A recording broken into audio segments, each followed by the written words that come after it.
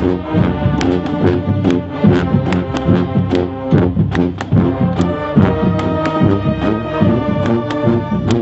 week, playoffs. This week, round two.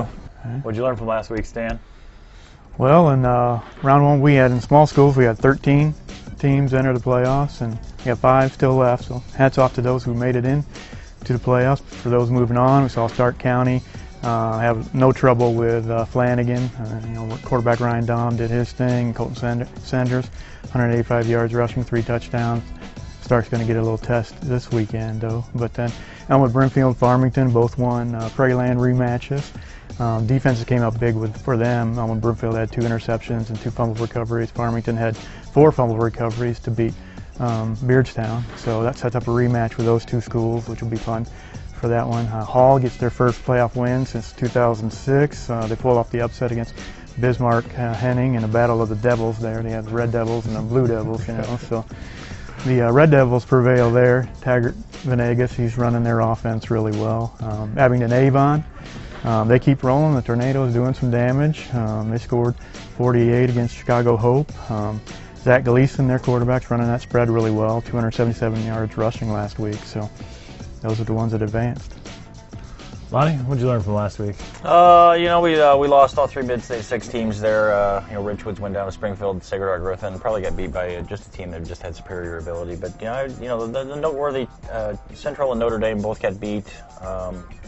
Both in games that they could have won, and they both played well in those losses. Notre Dame got beat on an extra point in overtime by Chatham Glenwood, and there was a little bit there early in the fourth quarter. I thought Central had Washington beat, but Washington came back and won. But both those teams represented. Both those teams have a lot of juniors and underclassmen on the team, and I think both those teams will be back next year. Right. Round 2, Stan, what are you looking for? Well, of course, we got that big rematch again with Elmwood Brimfield going back to Farmington. Farmington won that game in week 6 at their place. It's going to be at their place again. They had 2 touchdowns in the first quarter and held up with the defense on that. We'll see that Elmwood Brimfield gets Lane Wyatt back. He wasn't in that game, so they're leading receiver and rusher for them. So we'll see how that one goes. It should be a good close one there. We've got Abingdon. Abingdon keeping on rolling. Hopefully they can keep that thing rolling against Ottawa Marquette. That's a battle of the offense that's really running smooth and Abingdon, and then you got Ottawa Marquette, who's got a defense that's had 4 shutouts and a really good defense there. So that should be interesting. And Hall, again, they get their first home playoff game since 2006, going against a Moments team that has a good quarterback and has a quarterback that's throwing for over 2,000 yards. So and a good rushing game there too. So those are some, and then so should be. Nesty Stadium up there? Hall, yeah, Nesty Stadium? Absolutely. A lot of aluminum up there. They're their first home school since 2006. Yeah, it broke ground last. You don't remember who they played in 06, do you?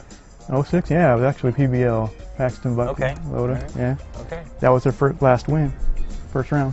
Well, hey, we got Middle Illini teams. We got Washington and Limestone moving on, both taking long bus rides on Saturday. Washington going down to Mount Vernon, and Limestone heading down to Highland to take on the Highland team. Highland won the same conference that Jerseyville's in, the Mississippi Valley Conference. The Limestone beat last week 47-27. Dominic Johnson, 5 TDs, 282 yards rushing.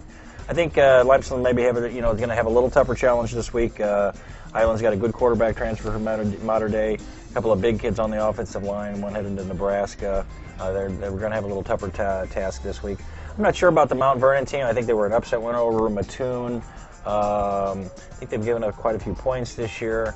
I think if Washington go down there and hang on to the football and do what they do best, which is run the football and stop other people from running, I think they'll be okay, and they'll be back in the quarters again. Stan, your pick for the week.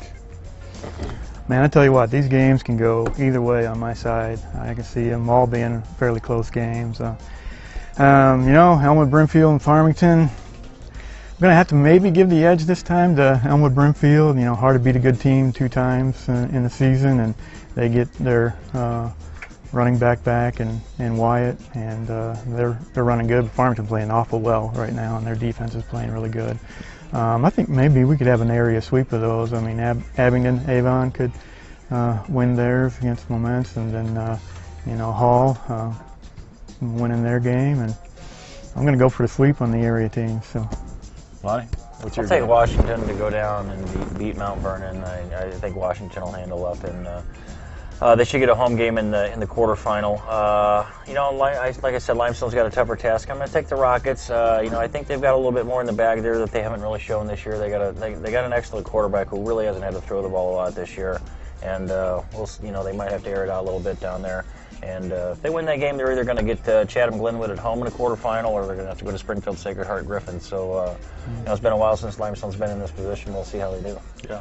Okay. I might be changing my picks though in about an hour or so. It's just, I change my picks almost every Thursday after we talk. I go in and change player right now. It could happen. Yeah. So just a reminder that there are no area games on Friday, correct? Correct. Right. So Only a handful around the state, really. Right. Most of them up around Chicago.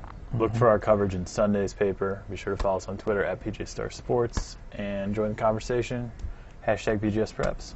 Thanks. 3 and out.